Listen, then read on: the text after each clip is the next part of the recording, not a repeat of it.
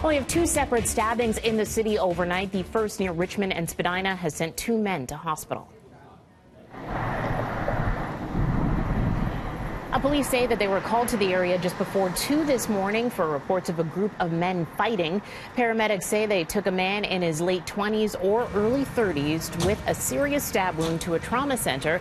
A second person was also taken to hospital with an unknown injury. Police confirm that they have yet to make an arrest, but a group of men were spotted leaving the scene in a car. Right now we have officers conducting an investigation here. Detectives are here from 52 Division that are in charge of the investigation. We've got our forensic identification officers on the way. Police are currently reviewing surveillance video and say that they expect to release a suspect description shortly. The second stabbing, well, it happened in North York, sending one man to hospital. Emergency crews were called to Victoria Park and Sweeney Drive, just south of Lawrence, at around 2:30 this morning. One man was taken to hospital in serious but non-life-threatening injuries, or a condition rather. No word yet on the man's age or if any arrests have been made there.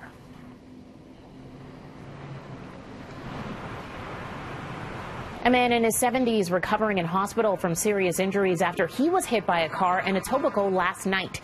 He was struck just before 7 p.m. near Dundas Street West and Cordova Avenue. Police say that the driver involved remained on scene. No word yet if any charges will be laid there. A Toronto family has taken to social media to find an Air Canada flight attendant who helped their family when they first arrived in this country more than 3 decades ago. Now, Michael Pan was just 4 years old when he arrived in Canada from Hong Kong with his mother back in 1984. They were supposed to fly to Montreal to reunite with his father, who had been in Canada for 2 years, but mistakenly got off in Toronto. Realizing their error, they booked a flight for the next day, but they were stuck at the airport, and that's when a flight attendant volunteered to put them up for the night and provide them with a meal. The family's daughter, Catherine, hadn't even been born yet, but now the siblings are hoping to find that flight attendant. She's the one that said, that raised her hand and said, "Hey, I'm going to take them in. I'll take care of them." So we can, we know that she's very kind and very generous. She showed us that, regardless of race, religion, language, what we look like, that, people are going to look out for you. Welcome to this country where people are going to look out for you.